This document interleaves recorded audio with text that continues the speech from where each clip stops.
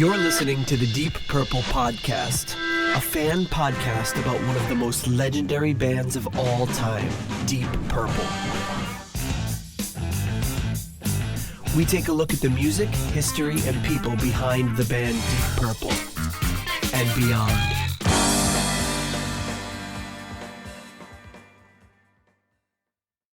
Welcome to the Deep Purple Podcast, the first and only podcast devoted to one of the greatest bands in rock history, Deep Purple. Today's episode is episode number 83, Hughes, Thrall videos. And coming to you from the slightly depressed suburbs of Chicago, I'm your host, Nathan Beaudry. And coming to you from the spooky suburbs of Providence, John Salwin Matola. Wait, John what? Salwin. Samhain? Yeah. What does that mean? That's the pre-Christian Celtic festival, Okay. which means summer's end. Oh, summer ended a while ago around here. It was freaking snowing here today. Well, get the hell out of here. Yeah. Well, that's how Halloween started. And I know that like at this point, like Halloween will be like, a week or two in the past, but Halloween is coming up this weekend It's Halloween. So. It's All Hallows Eve here when we're recording. Yeah. So, spooky. We got the spookiest theme of all today. We're going to be talking about Hughes Thrall videos. I'm just thinking about the hair. Oh, Glenn Hughes. Glenn Booze. And Pat Thrall. Pat Thrawpalling.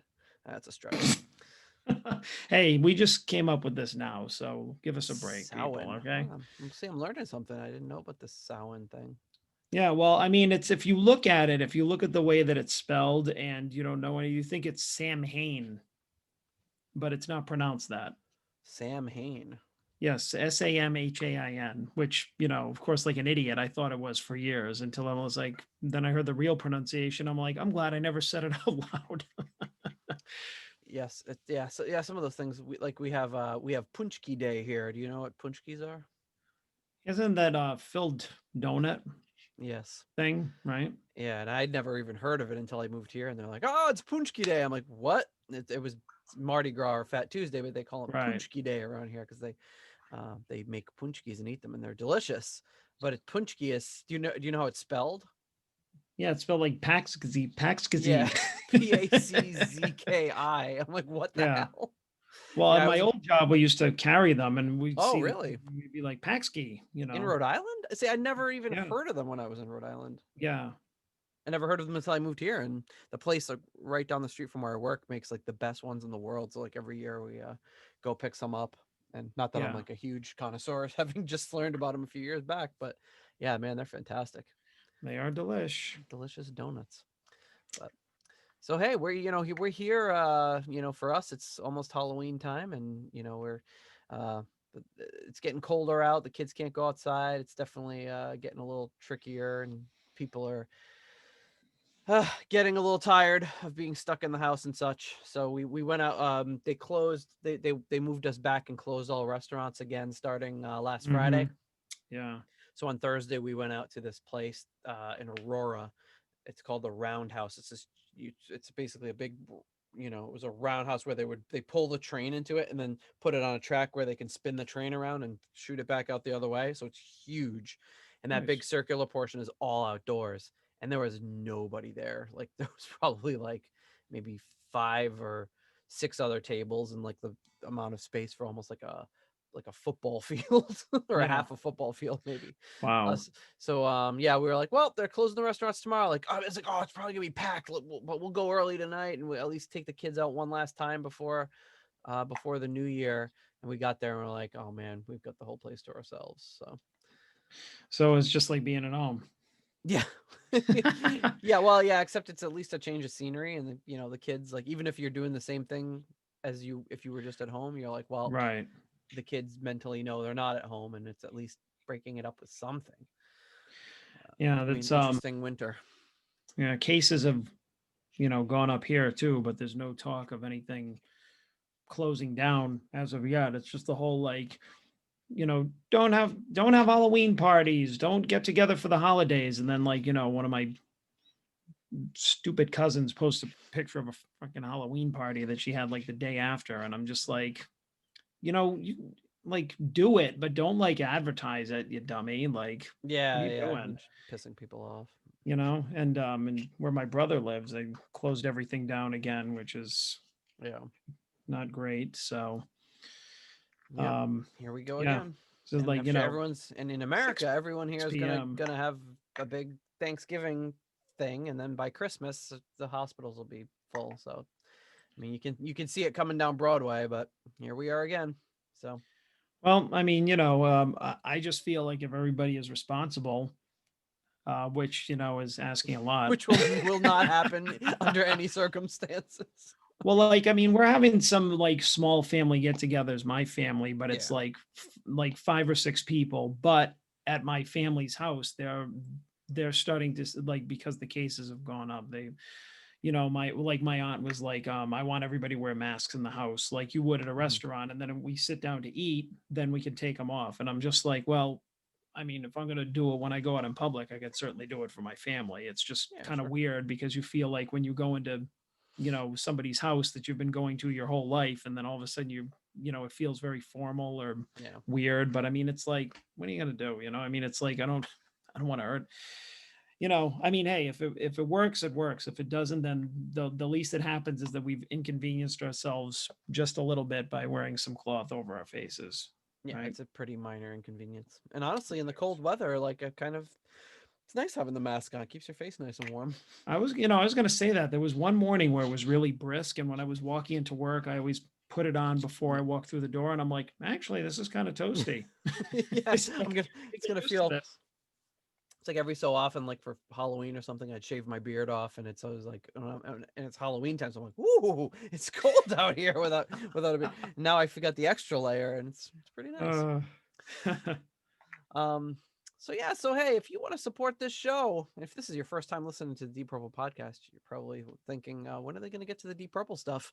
Well, we get there because of people like you, people the great listeners.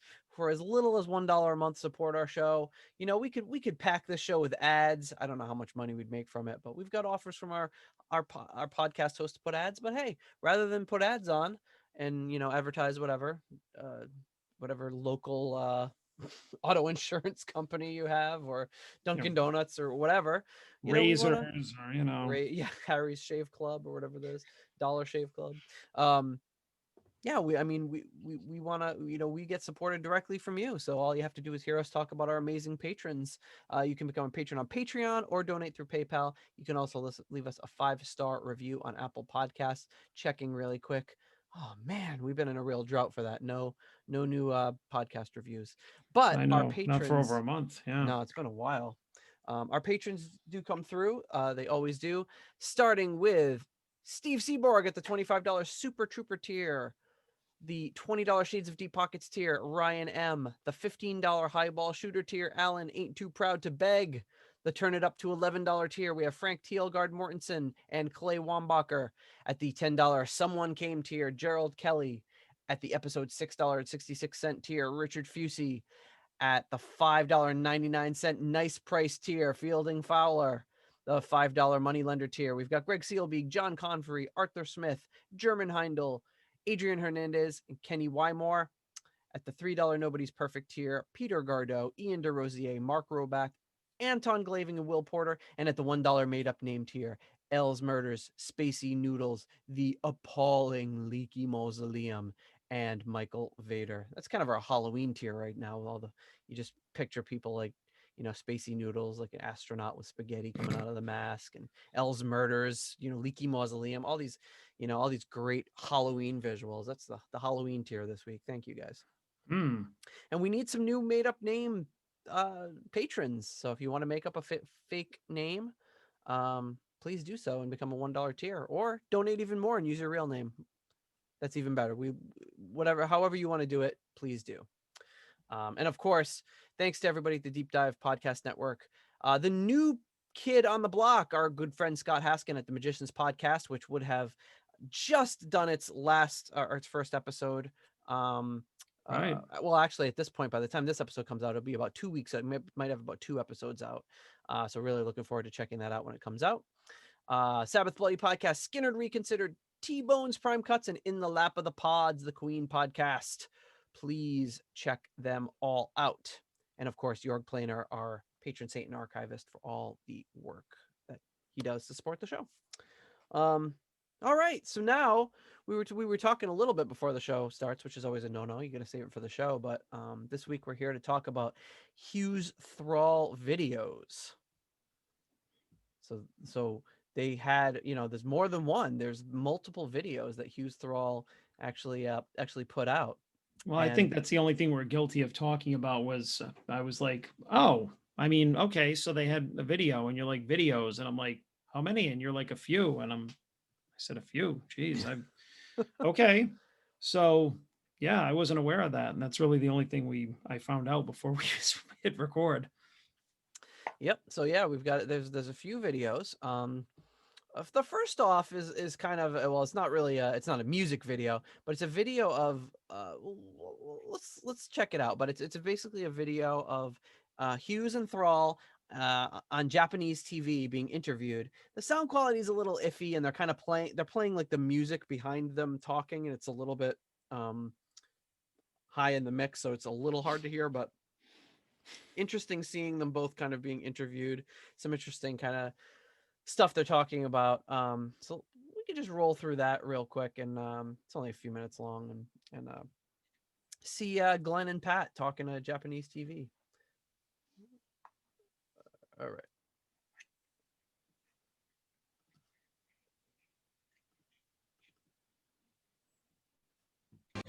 In 1970, I formed a group called Trapeze, which was an English group, but we played mainly in America. Oh, yeah. And we did 3 albums called Trapeze, and then Medusa, and then You Are the Music, We're Just the Band. Kind of looks like. And in 1973, I joined Deep Purple in May of 73. And that then David Coverdale? Yes. Yeah, right. And Ritchie and John and Lynn. That lasted till 77. Yeah. And what happened, I did a solo record, which was released in Japan. But I left the Deep Purple Corporation, as such, the management and the group and everything, and took some time out of the recording industry to find the partner, which is Pat. Yeah. And you have been playing guitar since when? I started playing when I was 16 years old. 16, yeah. Right. And played in all the bands that I could play in the San Francisco Bay Area. Top 40 bands, Yeah. all that. And then I met Michael Shreve from Santana. Oh, yes. Right? And we put a band together called Automatic Man. Automatic. And at the same time, Michael was working with Stomy Yamashita. And so we went over to England, and the first album that I ever did was Stomy Yamashita Go. Yeah. Right? And that was 1976. And then we did Automatic Man at the same time. And that album came out that same year. But before you met with each other for the first time, did you know what you have been doing? And Yeah, well, he heard my solo record, Play Me Out. Oh. And he liked the screening of California Jam and Deep Purple, Oh, in yeah. California. And he saw that and he liked that. Yeah. Oh, yeah. And they cut to the actual California. Sorry, if you're watching this on YouTube, the video quality is absolutely abysmal. I apologize.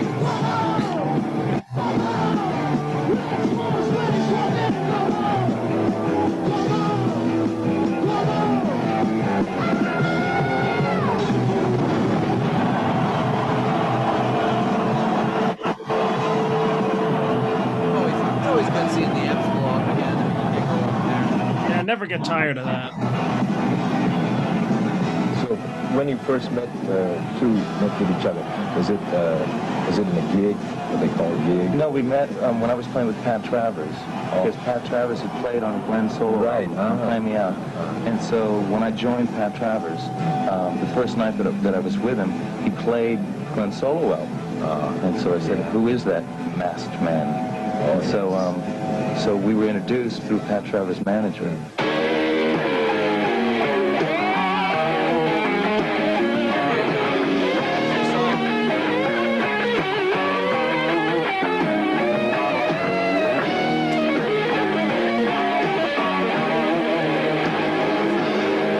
It's really blurry, but you can tell that that's Tommy Aldridge. Yeah, I know. Even though the video is terrible, you can see that like head all gear. Yeah. Nobody It's the else same kind of, on the it's a drums has duo, hair like two that. people. It will always be that way. And on this record, like, there's 4 instruments, and so we will hire a drummer and a keyboard player. And the next record, if we have a string, or horns, we just hire the same people for the road too. So whatever the situation would be, we'll just do it like that. In the concert too? Yes. Yeah, there's going to be 4. Well, yeah. On this first tour, there will be 4 people. Let's get into this. I Got Your Number. I Got Your Number is the first cut on the album, and this is basically what we're going to be doing. Probably one of the first tunes we do on stage will be this kind of song, so it will prepare our Japanese fans for it. Yeah. And we hope you like it. Yeah. Okay? You'll be looking like that. So then I guess at that point they're introducing the I Got Your Number video, so I guess they're going to play it. But yeah, some interesting stuff there. I thought most of which was him talking about how, like, oh, it's Hughes Thrall, it's just the 2 of us on this album, and then, you know, in the future, you know, we'll rotate in different drummers and different keyboard players. So he had this idea, you know, it's funny seeing him, they're kind of setting it up like this is, oh yeah, we're going to be doing this for 30 years, you know. Just constantly they did the one album and that was kind of it. Or as we'll get to later, there was a little bit more, but it's an interesting concept to call it kind of Hughes Thrall and rotate, kind of almost like a Steely Dan sort of situation, just rotating in a different cast of characters and doing different roundabout things. Yeah, right, exactly. Roundabout 2 here. So the first song he brings up is the I Got Your Number video, which we can play. Maybe we should just kind of like, you know, pause it and talk about it in the middle of the video. I know we have some, our good friend Rich always comments when we do visual episodes. Of course. You know, some people love it. Some people have a hard time with the visual episodes. And I actually have a friend. Have you ever heard of this? It's called aphantasia. I don't think so. So it's a I don't know what you would call it. It's a mental condition, I guess, where and they really didn't know much about it until pretty recently. It was pretty much completely unstudied up until maybe about 10 years ago. And basically what it is it's, and who knows, maybe you have it and we don't even know, but a friend of ours stayed with us recently, and we had been talking with her on and off and knew that she had this because this big article came out about it, and then she was talking to people about it and realized she had it, and then it's just kind of like freaking her out. So basically what it is that you can't visualize something when somebody's telling you about it. So if I tell you, think about Glenn Hughes, like in your head, can you picture Glenn Hughes? Yeah. Yeah. So you don't have aphantasia, but a large enough portion of the population has this where, I don't know, it might be something like 1 or 2% of people have this. So basically, they can't visualize it. They can't picture it. Like it's completely it's completely alien to them. And my friend who has it, she was saying, like, she basically thought when people were saying that was kind of like a figure, or not a figure of speech, but like a metaphor or something. Like they're like, oh, visualize this. She was like, yeah, whatever. Like thought it was kind of like yoga nonsense, like kind of like, oh sure, yeah, I can feel my third eye or whatever. Like, yeah, whatever. But so her whole life up until like a few years ago, when they started really studying it and these articles started coming out about it, she was like, wait a second, like when you say you're seeing something, when you close your eyes, you're actually seeing it. And it's like, it's fascinating to her, but it's kind of like, so when she's reading this article about describing this condition, it's like some people can't visualize things when they close their eyes. She's like, what do you mean? Like people can actually do that. So it's kind of like if you were reading an article, it says, you know, some people can't fly, you know, and just take off and just start flying on their own. You'd be like, wait, other people can do that? So it's really, really shocking. So I wonder, like, if some people, the people that don't like the visual element of things, if some of them might have something like that going on. But I don't know. I think they're just annoyed they can't see it. well, I Well, there think were, in you talking know, with her, I think the annoyance is then that like I can't see it, but I also can't visualize it. Like no, I get it. I get what you're describing, but it's like I have a picture in my head of what I think something's going to be like. Like I remember they don't do it that often, but like Pot of Thunder had a episode where they even said it, we don't do it very often. We don't do the video with it, but there was a video to this song that was just like completely ridiculous. It was like you know, several months back, maybe one of the 80s songs that they did. And they were just like, you know, they do the start and stop thing with their songs. And they were just like cracking up at all this stuff. And I was picturing it, but at the same time, I was thinking to myself, like, I have to, after the show's over, I have to go watch this because I want to see what it actually looks like. But I had a visual based on what they were saying and laughing about and everything of like what it could look like. But I mean, if I didn't at all, then I could see how frustrating it would be. It's just like, look at this, the way he's headbanging and everything. And I had this image of like somebody ridiculously headbanging, but you know, I wanted to see how it actually looked, but right. you know, so it's, yeah, I'm probably overthinking it, but I think it's pretty fascinating Yeah. that there's folks out there that have this. And, you know, she's fighting with her family because she thinks a couple of other people in her family have it. And they're like, and I think her family's like, no, they don't know what they're talking about. They can't really see it when they close their eyes.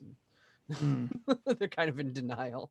It's very, very weird though, because it's one of those things that otherwise you'd have, it's very hard to, you know, it's like, what if blue looked like red to you and vice versa? Like, how would you ever find that out? And when you do find it out, you're like, wait, what's going on?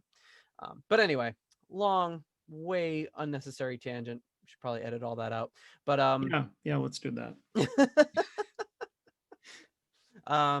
So we'll probably do a start stop thing with these. And the interesting part about this, and I love videos from this era because these would have made probably in 1982. I love that era of video making because people knew like, videos, it's the new hot thing, but people just didn't know how to make videos yet. So there's like a really wide gamut that is run in videos in the early 80s when people are like, well, we have a video, but is this what we're supposed to be like? Or do we do it right? Like just people have no clue. So you'll kind of get that when you get into these videos here. So the first one is I got your number. I don't know, just raise your hand or whatever if you want me to stop it, and we can kind of give some commentary on it. But you're rolling your eyes. I mean, for those of you that can't see, I'm rolling my eyes like meh. According to Nate. Well, because like that was the most ridiculous thing. Hey, just tell me when you want me to stop the video. Oh, this idiot. Well, because I'm thinking I probably won't ask you to stop it because it's like, it doesn't occur to me. You can stop it when you want. All right. Well, signal me somehow if you want me to stop it. So like this. All right. So the first video is for I Got Your Number. So it starts off with some YouTube nonsense. Looks like some lights at nighttime. Looks like a highway or a runway rather. I'm not getting any. Yeah, I'm not audio. getting any audio either. That's going to be a problem. Great. That's a great start to this whole thing. So no audio, no visuals. How's everybody doing? Yeah. That's taking it an extra step further. Yeah, you can't see the video or hear the audio. Yep, there you go, folks. This is where all your Patreon money is going to. We don't give a shit what you want. We're not going to let you see it, hear it. Like, yeah, you're welcome. All right. So the first one up we've got is actually, yeah, we're going to do The Look in Your Eyes. It's probably some VHS action. So hold on tight. All right, so all these people are popping up. Wait, Do you have it going? Because I'm not seeing anything. Sorry. It's just us. It's just us on the screen here. Are you trying to punish me? Yeah, this is like, yeah, here we go. It's like All we've right, there never- we go. Now I never got done it. this before. Okay, so here we go. Everyone's gonna be popping up, and they're wearing some pretty faithful recreations, if not the actual masks from the cover of the album. You got the weird fang thing, the steel tiger, the Mardi Gras person, and then you got. It looks like Pat Thrall and Glenn Hughes wearing their own masks. So that's the best because it kind of stops, like they're in the mask and it does one of those really badly executed little fades, and then it turns to them without the masks, and then they're kind of like shambling back and forth with their guitar and their bass. Like again, they don't really. This isn't either of their wheelhouses because videos are brand new at this point. Yeah, they don't look comfortable. No, not at all. And that woman looked like she was kind of straight out of like the Robert Palmer Addicted to Love video. She had like the tight mini skirt and the slick back hair. Mm-hmm. And they're really in the shadow too. You can barely see them.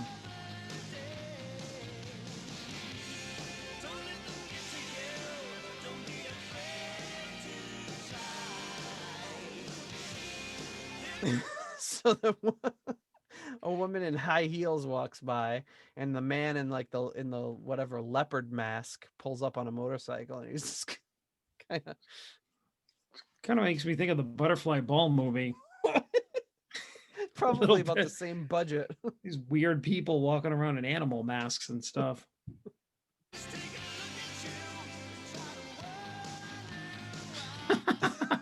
That looks like John Larroquette. What? It looks like that guy. It looks. What is it? It looks like that guy who did Gangnam Style, Sigh. only with like this really toothy, like metal mask.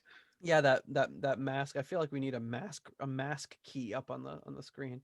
No. Yeah. So all these weirdos are just driving around and walking around wearing masks from like the cover of the album.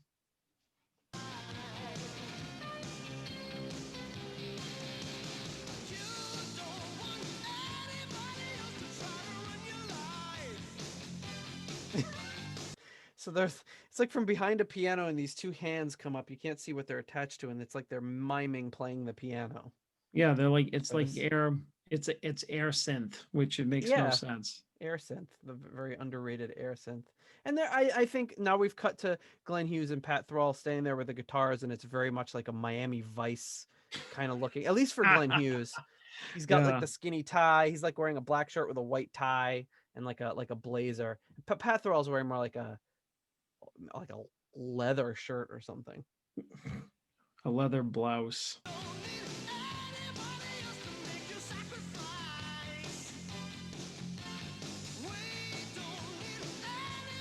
I just think it's funny how natural they looked like in like seeing them perform live before, and then because that they can be dynamic, but then you just see like, okay, action, and then they're like cardboard cutouts. Yeah, they just like stiffen right up.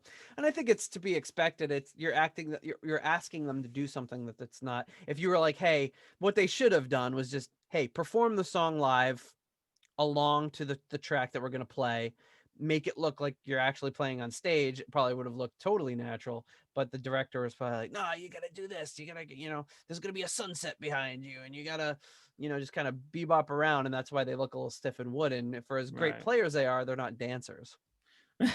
Yeah. And maybe with there's like a lot of shots of the band as a silhouette. They should have probably just gotten people that were actual like dancers to just hold guitars. It wouldn't have mattered, and it Oh. probably would have looked a lot better. But here we go.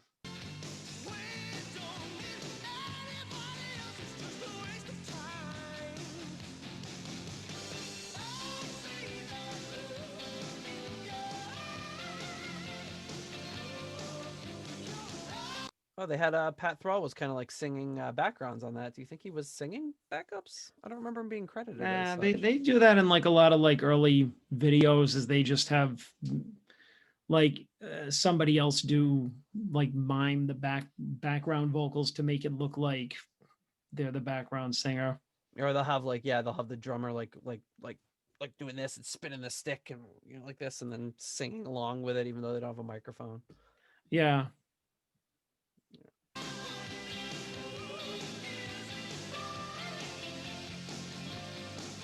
Plus, I mean, you can hear that it's Hughes.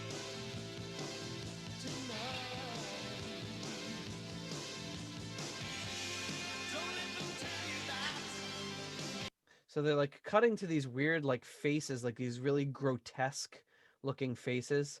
I feel bad saying that because they're real people, but it's like this close up of this like old lady's lips. It looks like what they're saying in the lyrics, don't let them tell you or whatever. And they're cutting to these people that are like, look like they're yelling at you. One of those very literal videos. Don't let them put you down. There's somebody with literally just wagging a finger.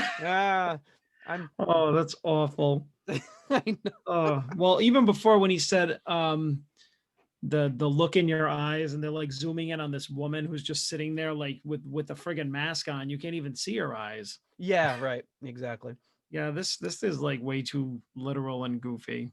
It reminds me of too what we talked about in our Hughes Thrall episode, which was that Pat Thrall hated the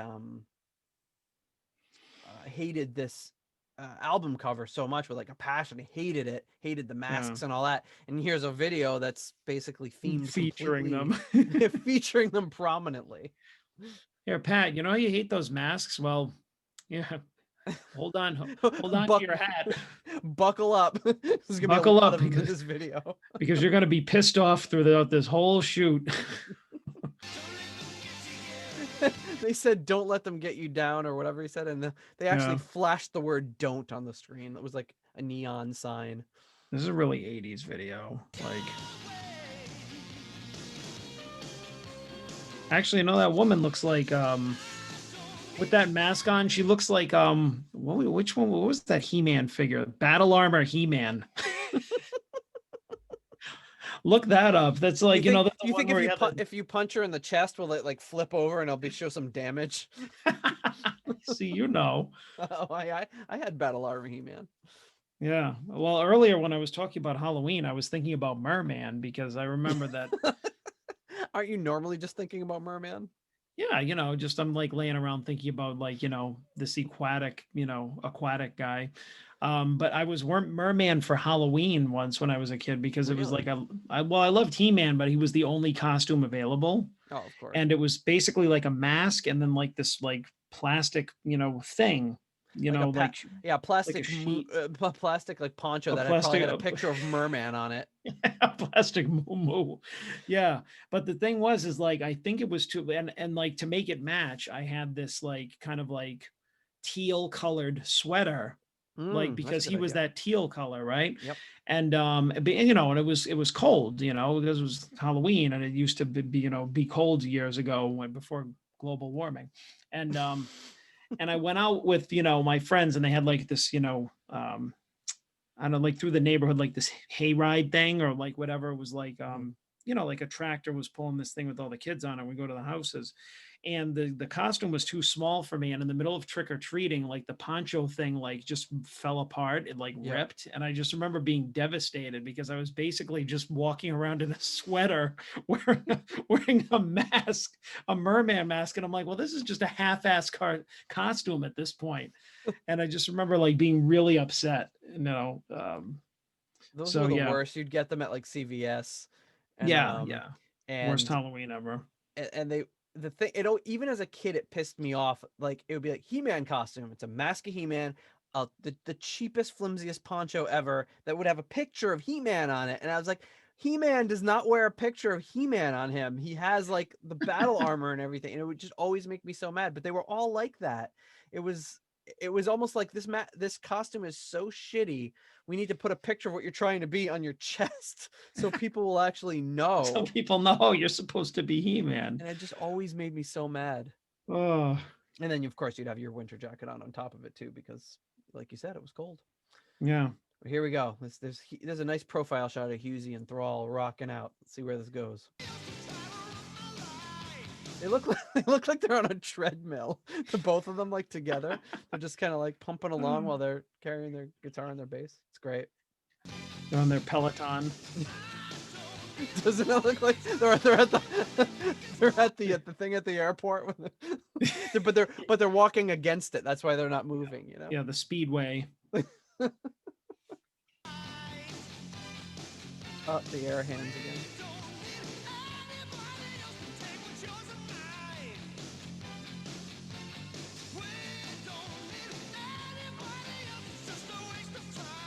They look like they're loosening up a little bit now, but it's still a little. It's still not in their wheelhouse. Yeah, this is like at this point they're halfway through their day. They've kind of loosened up a little bit.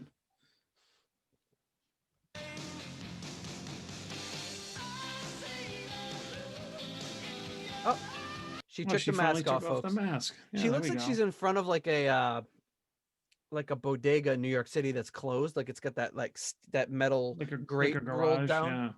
Yeah.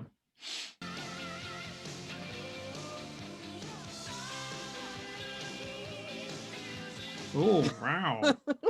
She's at a payphone, so she's at like a weird indoor payphone, and she took off her tiger mask, and she's a beautiful woman that's on the phone with her slick back hair. It looks like she's, like I said, right about to go out of this shoot and go right into Addicted to Love. Oh, she's wearing a tiger print bathing suit. Ooh, oh, that's the worst mask of them all, the Psy mask. How bad would it be if she took off that mask and looked worse after? Yeah, that's definitely the worst mask. Big improvement. Yeah, the creepiest, yeah. But she's wearing she looks like she's like almost trying to be like a caveman or something, or a cave woman, I should say. All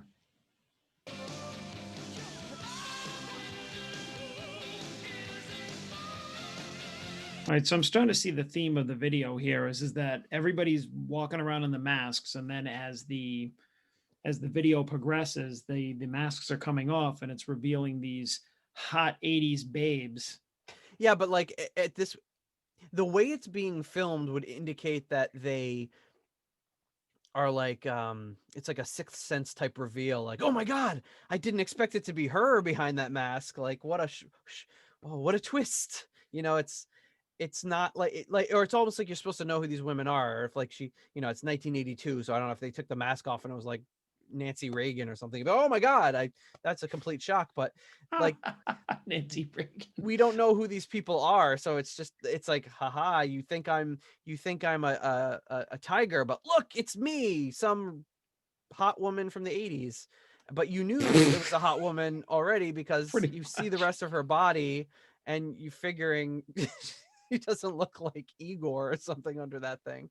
So I don't know what they're getting. I mean, I get that I can see the look in your eyes, but I don't think it's, maybe I'm just reading too much into it, but it looks like there's trying to be this huge reveal, and it doesn't seem like there is any reveal.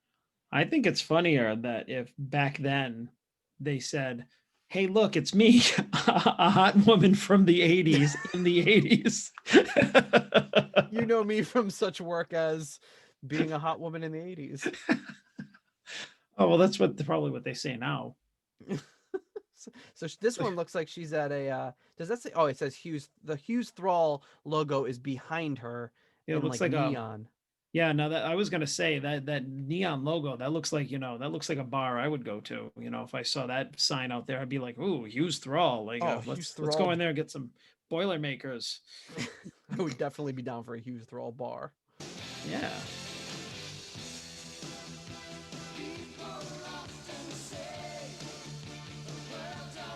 I gotta say, overall, like, Thrall is he's a lot more handsome in the video than he was in the album cover. Like, he looks like, I don't know, he looked weird in those photo shoots. Like, he had this weird I think it was just the way that they photographed him, but I remember thinking like his haircut sucked and his head was shaped really weird, and like, so he looks a lot better here. Hughes this is not his best look, No, not a little puffy. Yeah, this is kind of like his rolling into his mid 80s phase where, looking like right. His Black Sabbath look. He just needs to grow in his stubble and get the kind of proto George Michael look going on. But yeah, I mean, he still sounds amazing, but I mean, he sounds incredible. Yeah. But yeah, I think like Thrall definitely wears the 80s look a lot better than Hughes does, or did rather. Yeah. You know what I mean? Like, and Yeah. I don't know, maybe it's because we knew Hughes from the 70s and we liked him in the suspenders and the Mork hat and the white Travolta thing and whatever else he was wearing at the time, like all that crazy stuff, or and I don't know. Although some people they transition into those like other decade looks really well, but I don't know. I don't like the skinny tie jacket Right, thing on right. him. It's a little too self-aware. No, a lot of people the 80s were not kind to a lot of people. I think Thrall looks pretty good here. All the women in the video look great because it's just like, you put them in whatever ridiculous 80s wear, they still look good. And Hughes is a really good looking guy, but yeah, he just kind of, yeah, I don't know where the wardrobe was coming from, but Hughes looked great in the 70s and in like the 90s and currently, but the 80s Oh yeah. didn't. The 80s took a lot of prisoners. He must have been one of them. Yeah.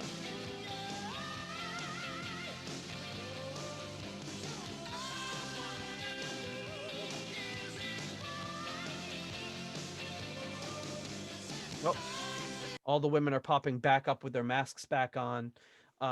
The video quality of this is pretty awful, but it's very dark and very hard to like Yeah. make out. Like there's a lot of close-ups on Hughes and Thrall on their faces, but most of it's covered. I mean, even if the video quality was improved, I mean, it's half his face is completely in shadow. So I don't know. Yeah, I don't know why that decision was made, but.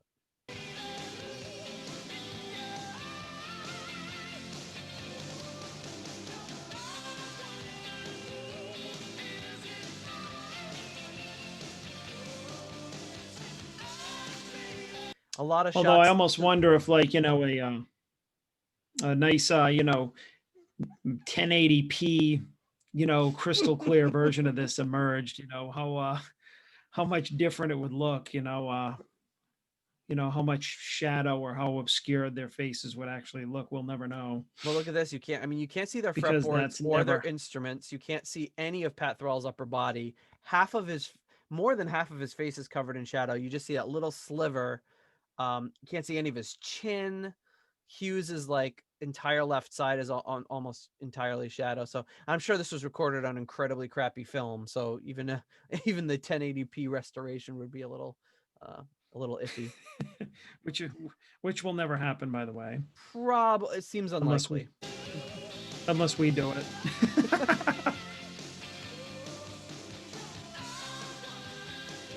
So this is really like a very spooky shot where it cuts to them and they look kind of like wax figurines almost. It's them wearing the masks of their own faces, which is actually kind of relevant to today. I'm sure you've seen those masks, those face masks you can buy that cover your your mouth, but it's a photo of your mouth over it, so they kind of look weird. Yeah, I So hate that shit.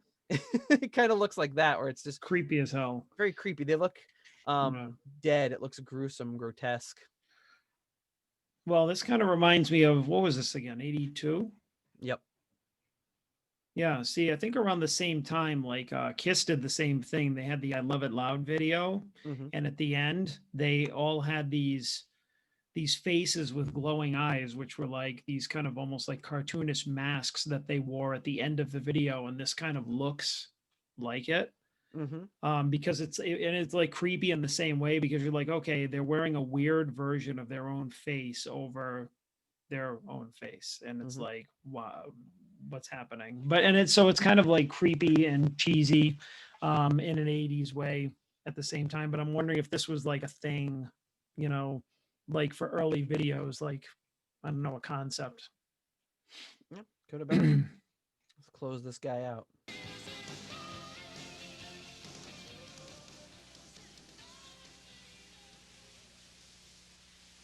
Then it just cuts to a picture of the vinyl and the cassette like lying on a table.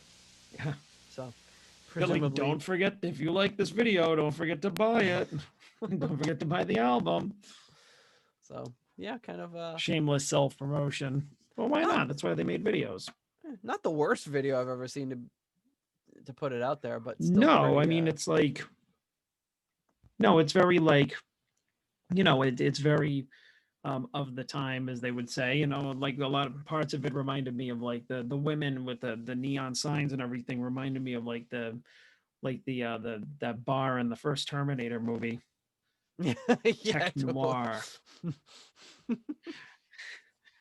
So yeah, because I mean, if you think of like the time that it was produced, like that, the Kiss video and everything, you can see elements of stuff that were popping up in like other parts of like pop culture at the time anyways. And so it's just, you just kind of see like themes or like maybe techniques that were popular at the time, the skinny ties, The like, classic shot of they keep cutting to one woman and she like turns to the camera, and then they cut to another one and she turns to the camera.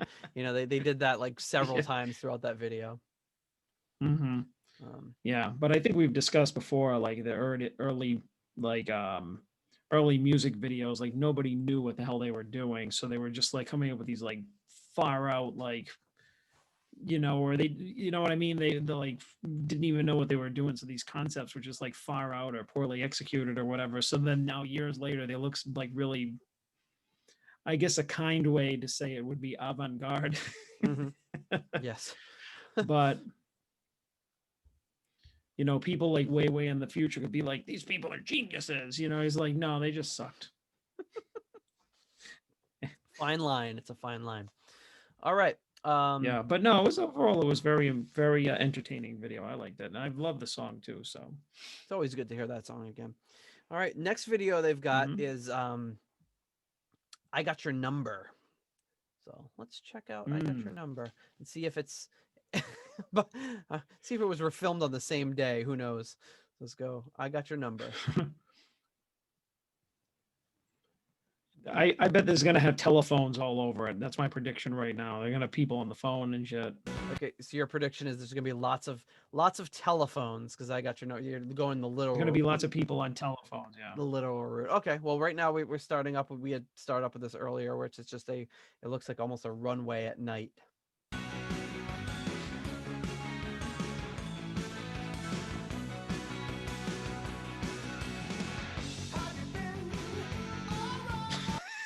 So here we go again. I think it was filmed on the same day. They were ambling around in front of a blue background this time instead of like a reddish orange background. Yep, it was probably filmed on the same day, and they're like, you know what? Let's change the color. Hey, we're gonna film this on the same day. Can we at least change the bulbs? Get some blue ones. That will make it look like we did it on different. Yeah, let's change the bulbs. Yeah, so it looks like it's a different video. Yeah, thank you. Well, I'm sure for the production too is just like, okay, guys, we're gonna play the song. You grab your instruments, dance along to it. Maybe we'll do 2 takes, and then it's all done in editing after that. So I'm sure it wasn't maybe they do one shot of close-up takes. I'm sure it wasn't anything too advanced. Right. Oh, there's a woman, instead of wearing a mask, she's wearing like red tinted glasses. Nice.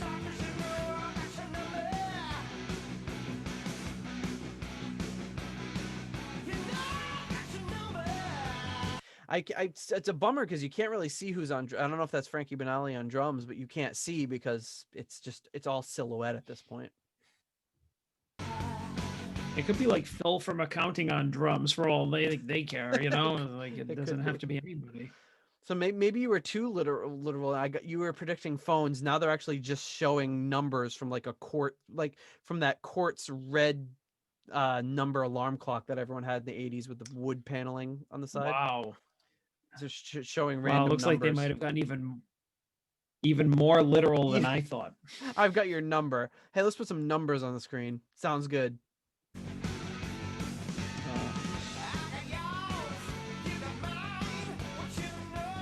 They're not even showing them. They're still in silhouette. Yeah, they're still. Yeah, we still haven't actually seen their faces. For all I know, this could be some guys in wigs. There have been a couple of close-ups of Pat Thrall playing guitar, like in those little licks that he throws in there. But nothing, no visual indication that either of them are present at this point. I mean, it could have been anybody. It could have been another guitar player. What it's Pat Thrall, in quotes. So this looks like a woman. Yeah, what's going on here? It looks like I don't know. It's like a circle, a white circle, and a woman with lipstick. It looks like she's writing on something.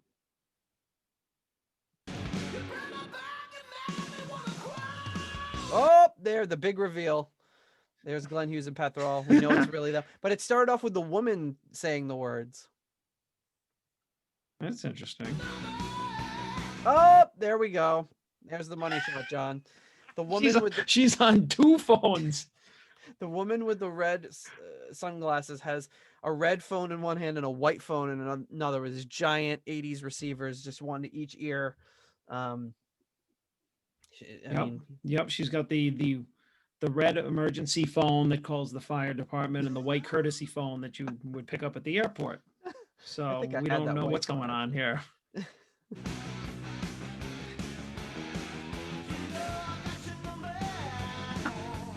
Looks like she was having a good time on the. Oh, that's what it is. So now they're zooming out on the, and it looks like she must have written Hughes Thrall in lipstick on the wall. In lipstick, yeah. It's gonna be a. All right, that's pretty. So basically, we got the same. We got the. You're such a dad. You're like, oh man, I wonder what they cleaned that up with. Yeah, it's where my mind goes. But yeah, it seems like the theme of this video is similar to the other one, except you know what I mean, like. Yeah. Except they're just doing some different stuff with it. Very, very similar in the way it looks. Yeah. So there's Glenn Hughes just plucking away at his bass. It's got one of those telephone, that's probably on purpose, one of those telephone style 1/4 inch jacks for his bass. I used to have one of those. I don't Me know too. Heck, the Still got it. is. So, and then there's like a woman To look retro walking around in the background. Oh, she's dancing.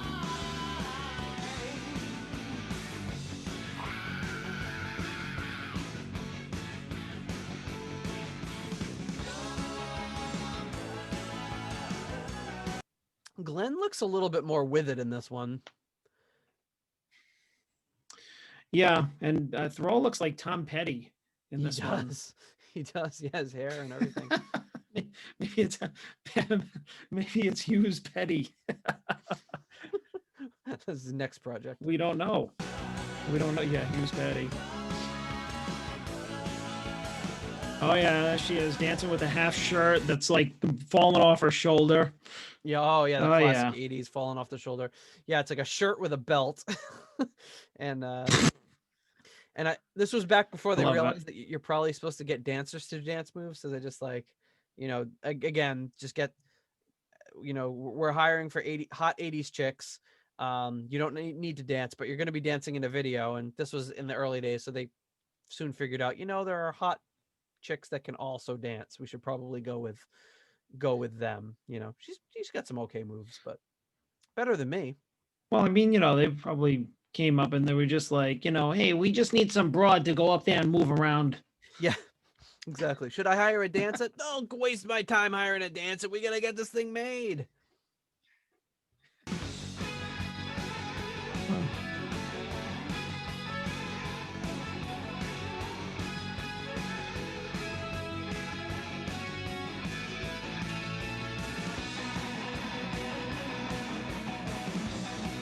They're standing uncomfortably close to each other. I don't know if it's like just the COVID day and age, but it's kind of like Glenn. He's doing a guitar solo.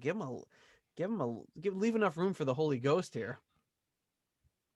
I mean, the Holy Ghost. I just don't like the standing and like the swaying and the bobbing and everything like that. It's like, what it makes me think of now that I think about it? You remember when I told you about the Dio hologram? Mm-hmm. He did that kind of shit. Like the actor that they had, or whoever, to do that. Like I don't remember what the technology is, but obviously it wasn't Ronnie doing the movements. They had somebody go in there, some kind of motion, person doing the motions. But it was that kind of like unnatural swinging back and forth or doing this kind of thing, where it's like when you see that kind of thing, you can tell that it's forced, whereas it's like when they showed the clip of like California Jam and you saw, from the first clip you showed and you saw Hughes running around, it's like, well, that's obviously very natural because it was. Yeah, and this had to be a bad move by the director saying, no, guys, we're going to do a tight shot, stay close to each other and just kind of dance, where, like I said in the previous video, if they just said, pretend you're on stage doing this and do what you do, or even maybe brought in a small crowd to watch them actually lip sync it like live, then I'm sure it would have looked a lot more natural. But yeah, it looks, Yeah. they're not actors, they're not dancers, they're musicians, and they could, they're great on Right. stage and they look great on stage. They could have used to actually make it a stage.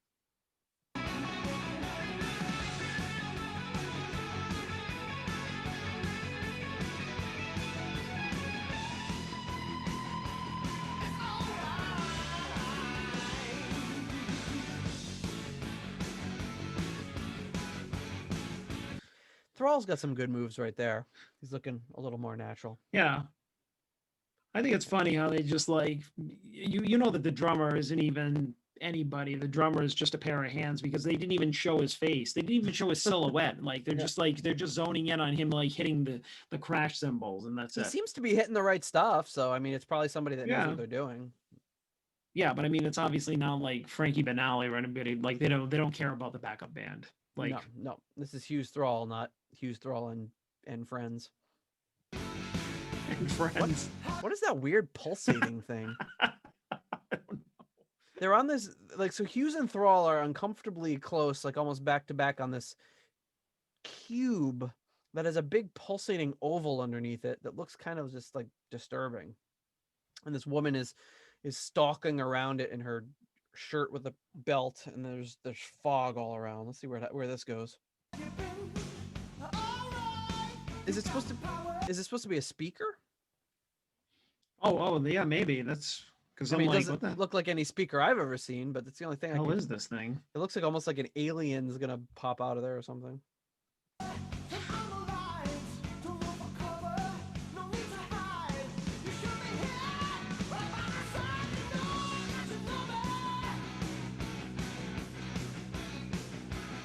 It's a close up of her rear end, and she's like kind of like bobbing back and forth there, doing a little dance in time with the music.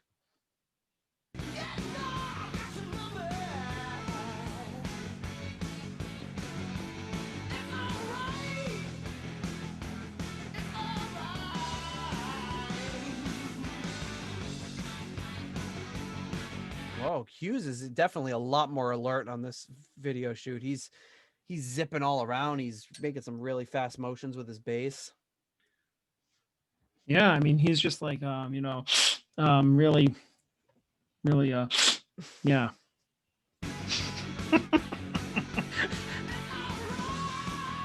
Sorry, Glenn, I love you.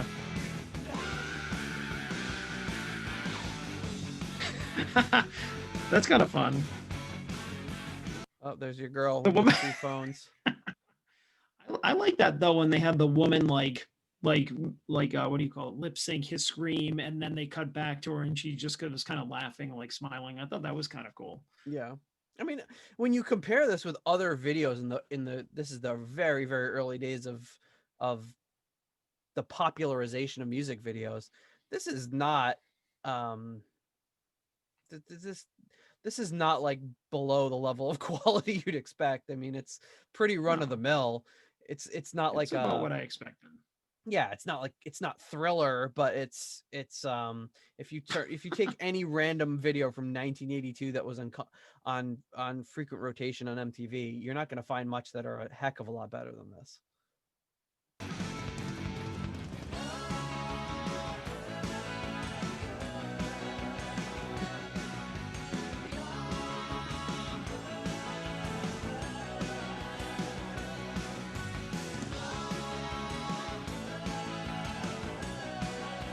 It's something funny about it's just when they're in the I just gotta back it up just an inch here, like that little like Hughes and Thrall together, like bebopping around in that little window, like they're in like this little square window together. It's just something about the way that they're like bopping around together that just really cracks me up. Like, watch this. Let's watch this again.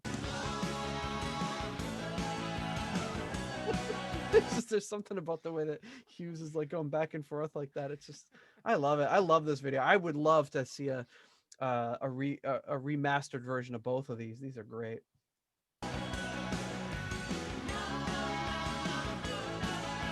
Where did you get this? Did you pull this off YouTube or? Yeah, I just pulled it off YouTube, and I couldn't find many versions that were Okay. any better than this. Hmm.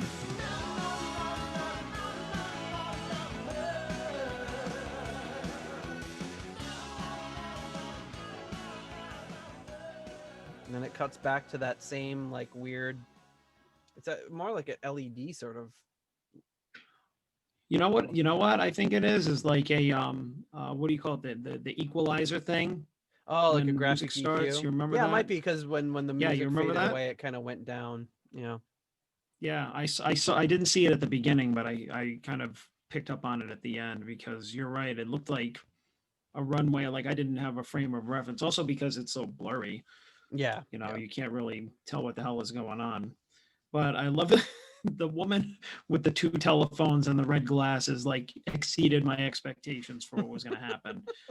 Like I just thought they'd have like some lady like on a phone like hello, and instead they just had this like crazy like Playboy model like like Yep. working two lines. It's pretty awesome. Working two lines. She's working two lines. Yeah.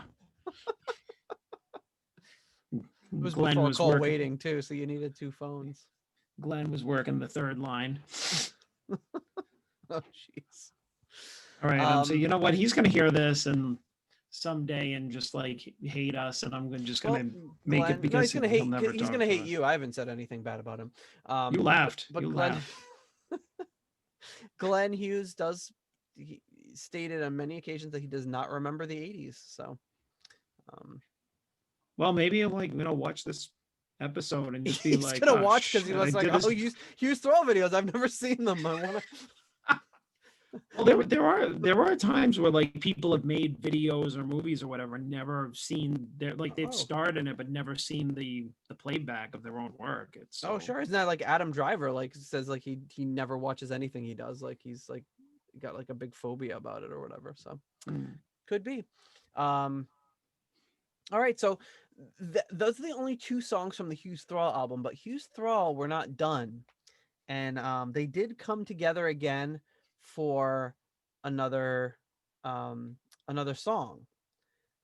So, do you remember the movie Dragnet?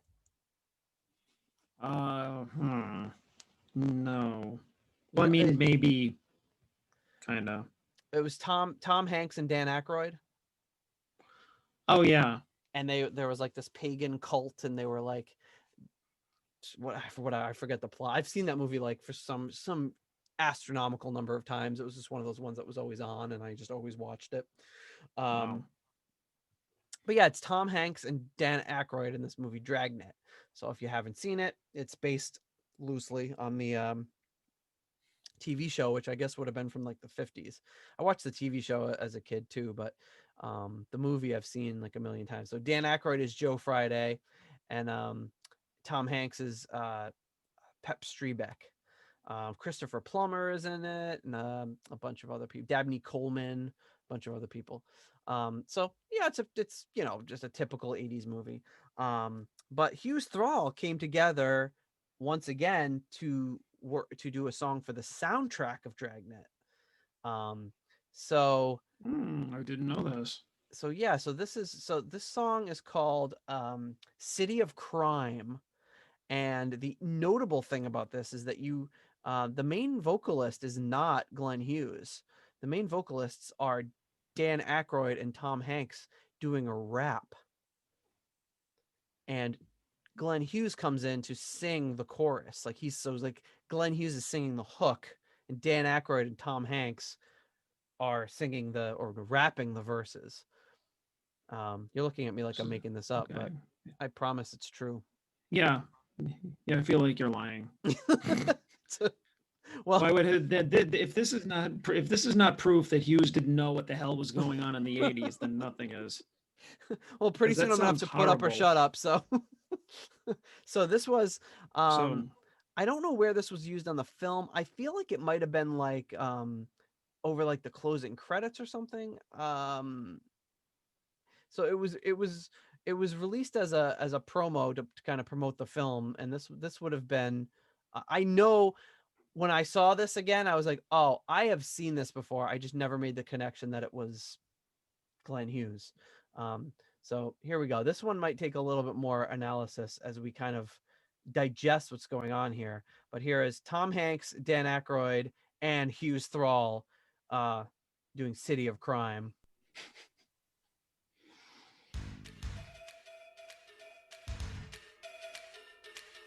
This is the city. It's a city of crime. My name is Friday. I carry a badge. 3:15 a.m. Thursday, January 15th. It was chilly that morning in the City of Angels. On this particular occasion, we happened to witness a pagan ritual in progress. So here's it starts off. This is kind of the conclusion that they're cracking down on this like pagan cult, and this is this is it. And in the movie, it stands for people against goodness and normalcy. Pagan, people against goodness and normalcy. So this is the opening of the video. Takes place at this pagan cult. So you're gonna see the typical 80s movie soundtrack motif of little clips from the movie interspersed with kind of the actors on a set looking like them, kind of like it's very reminiscent of like the Ghostbusters video. You know, you've got them on kind of a set, sort of in character, and also Dan Aykroyd was in that video too. And then you've got them intercutting parts of the movie. So here we go. See that, Streamek? We're just in time. We have stumbled into a major crime. They got the girl off right. Now that's not nice. I think she is the subject of a sacrifice. I think Tom Hanks, he could have been in the Beastie Boys. I Definitely. was gonna say Tom Hanks is a much gusto. better rapper than I thought he was. Yeah. Yeah. He could have replaced Ad Oh my Rock if God. something happened to him. Buddy, we're putting this party on ice. But don't you know we really ought to read them their rights? Read 'em their rights. Read 'em their rights. Well, I'm here tonight to rap about your rights. Because right now you're in trouble. All right, so now they're in they're in like the precinct whatever offices at the station, and you've got a bunch of people in goat leggings and like goat skulls or whatever they are. And here they're Right. Friday and Strebeck are confronting them, I guess. You don't have to say nothing at all. Y'all got two calls and you better make them on the table.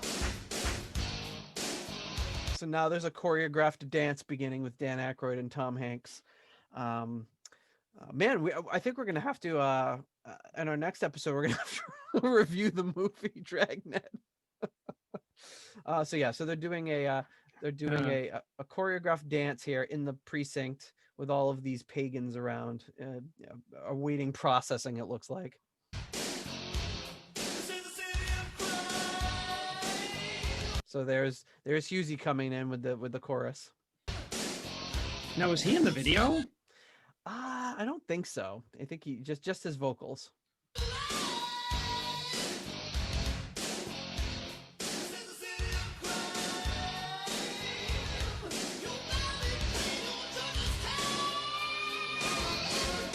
You're a dangerous mob. So yeah, you got a pretty good powerful. It's one of those things where you can see Hughes recording this and doing it, having no idea what they're going to do with the rest of it, and then seeing it and being like, "Oh my God, what have I, what have I got into?" It's actually not that bad. It's actually wait, not bad at all. It almost looks like Glenn Hughes right there in the pagan costume. Is that him? Maybe. On the left, and then on the far end, maybe that's Yeah, Thrall. no, The on guy's the right. holding a guitar, so Oh, I'm sorry. maybe this is them. Let's look and see if we can tell. And it is our job. Yeah, that's Glenn Hughes. Look at on the left. So Glenn Hughes is in the video as one of the pagans, and that must be Pat Thrall down at the end with the guitar. Yeah. And I don't know who that is in the middle. It looks like Bill Murray, but probably not. Although at this point, why not? To bust you all for being violent. While we are here, let's state it clear. You have the right to remain silent. Well, excuse me, comma, Mr. Crime Stopper. So I don't know who this is. Some guy with like spiked hair has stood up. He's sitting between Hughes and Thrall here, and he's protesting Joe Friday's accusations. But I agree with you. I think Tom Hanks is pretty solid. Yeah, I mean, he's like damn, you know, it's he's like giving- one of he's the one of like the- a hidden talent, you know. He's giving it 100% too. He's not, even though this is the most ridiculous thing, one of the most ridiculous things I've ever seen, he's not phoning it in. He's giving it 100%. He's delivering the lines with such gusto. I mean, just when you don't think that like Tom Hanks can't get any better, you know, you're just like, wow, check this out. How can you not love Tom Hanks? Like, what's not to love about Tom Hanks? What has he ever done that's like never been any good? No, yeah. I mean, I haven't seen all of his movies, but yeah, he's a pretty likable guy. Let's see what Hughes and Thrall are up to back there. There, so Hughes and Thrall just stood up and joined him in unison to kind of yell at Detective Joe Friday. Around this ancient ruin. Not so funny that it costs big money if you ever have to hire a lawyer. It's my duty to inform you and my pleasure to warn you. We'll provide one for you. So there, You're totally right. This could have been a freaking Beastie Boys song. yeah, I love it. it could have. Dan Aykroyd is holding Tom Hanks back a little bit. I don't know if it's because he's got a few more reservations about this. This was Dan Aykroyd was a pretty well established guy at this point. Tom Hanks was still in his like coming off of bosom buddies phase and not quite. He wasn't the Tom Hanks as we know him today. He was obviously doing well for himself, but I think Tom Hanks had a little more to lose at this point than Dan Aykroyd would have.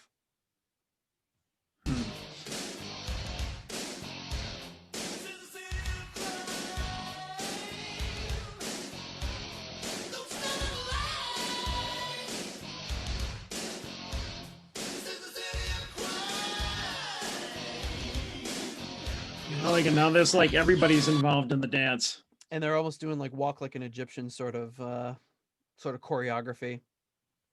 And the people. I mean, you think it fits like their personalities too, because Aykroyd has never been like, he's always been kind of like a little more reserved.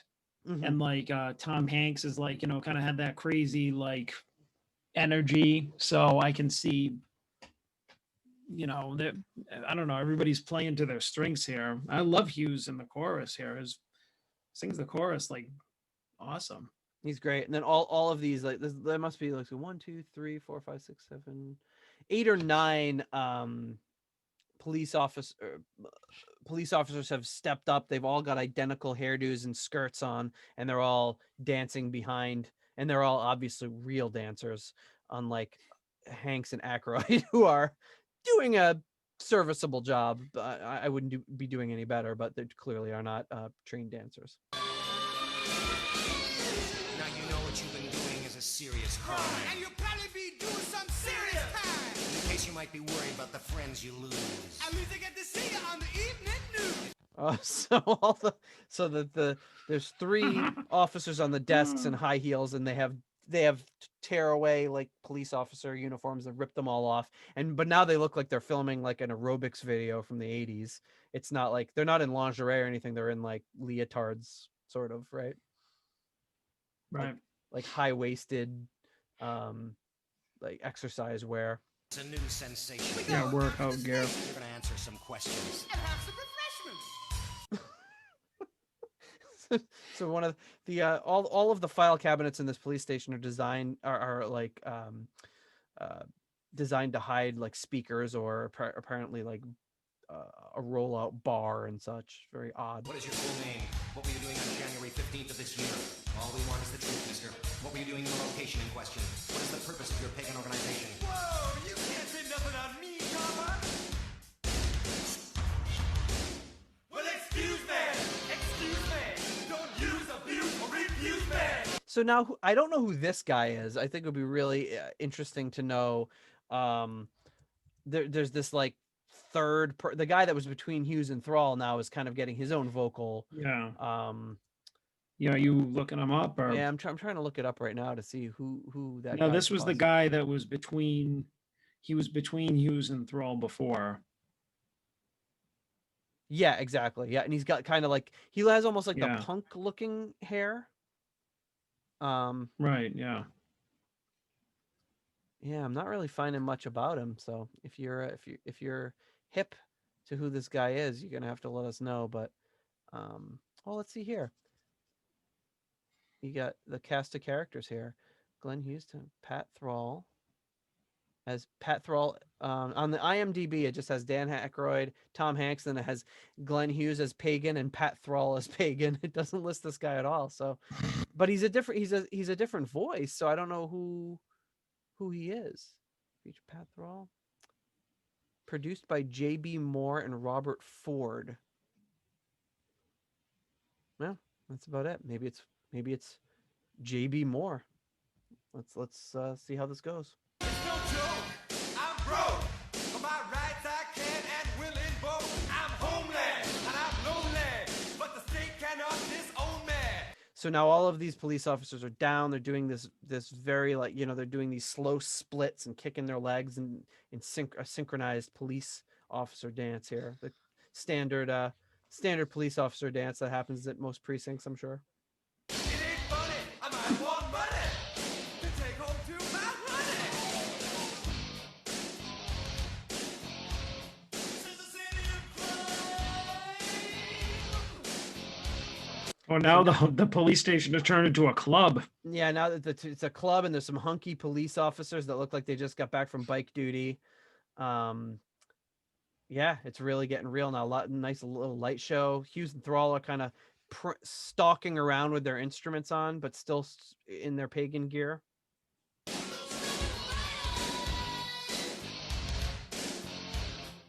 Oh, I think that's Aykroyd and Hanks. Oh, is it? Yeah. Walking like an Egyptians.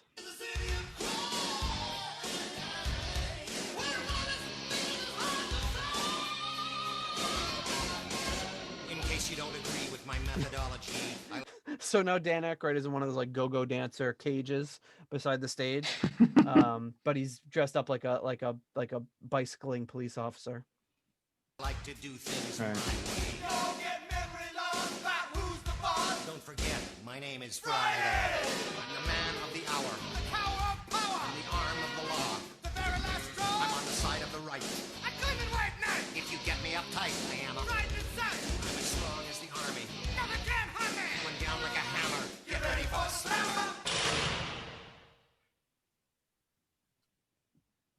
Very abrupt ending there.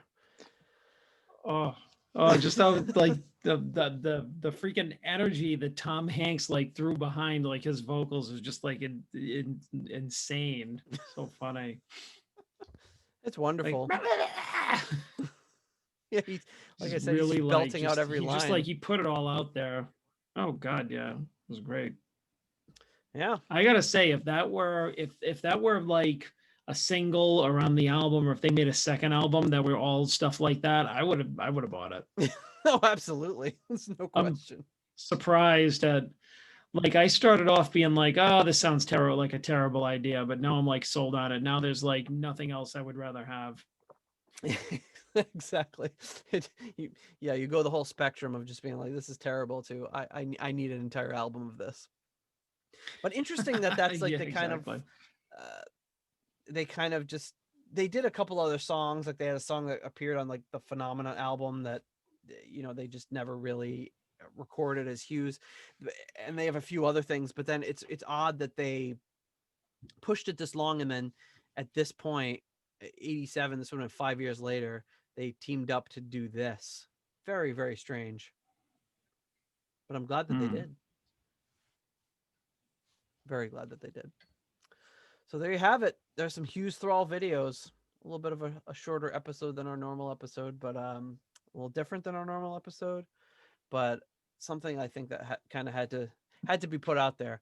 And I gotta say, as we get into the 80s and bands start actually doing videos, there'll probably be more like bonus episodes or episodes devoted to the video work. Because I know, like, as soon as we get into a little bit more of JLT Rainbow, they've got quite a few videos, most of which are pretty amazing. Some that I really can't wait to get to.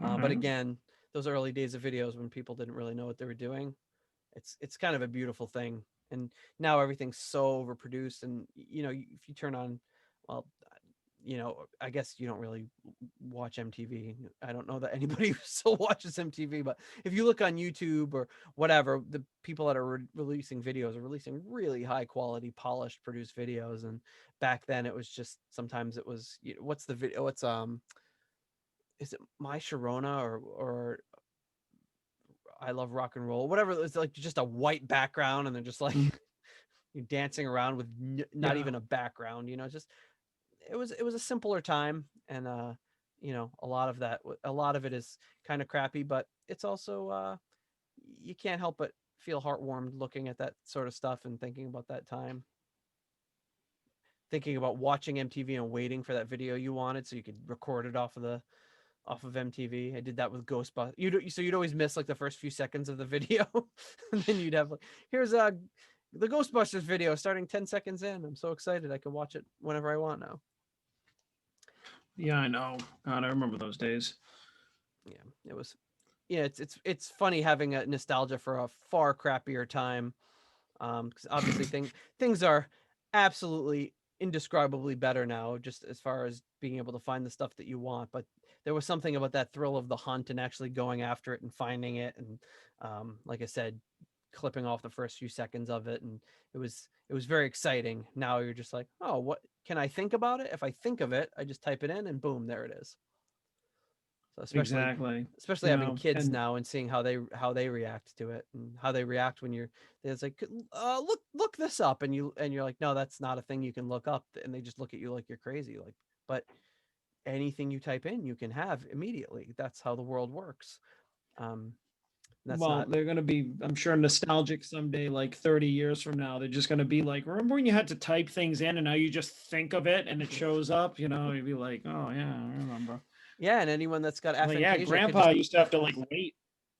Yeah, exactly. You're like, what did you do? And there was no such thing as binge watching. You just like, wow, that was a really good episode. Well, I guess I'll just wait until next week at this time, and hopefully I'll be able to see it. Almost unthinkable now. Yeah, that was even, well, that was even happening like, a few years ago.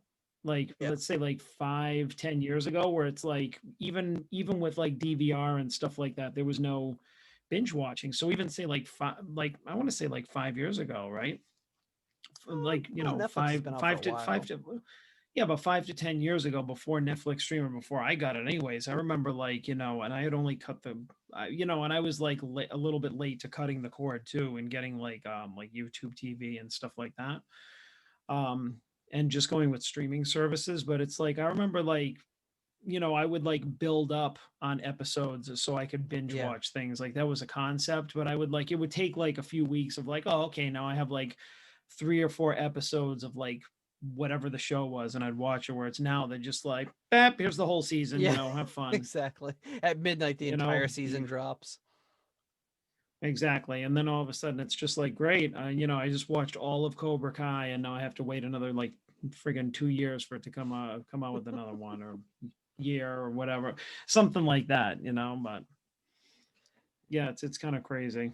Yeah, it's a magical time now, and we've taken you back to a less magical time, but in some ways more magical, because how often would you be able to get together Tom Hanks and Dan Aykroyd to do a rap with Glenn Hughes? Who cares about the follow-up Hughes Thrall album? We need the follow-up Aykroyd Hanks Hughes Thrall album. Now that would be an entire album. I was this many years old when I found out that all existed. So I was today years old. Like I said, I had seen that video as a kid, and I, of course, never pieced it together until very recently. And I've seen that movie strangely so many times, and it's I think I might revisit that movie sometime soon. It's not particularly good, but it's worth watching for nostalgia purposes. Think of a simpler time. Sure. And I'm curious as to where and if that kind of pops up in the movie. I'd be interested to see. So,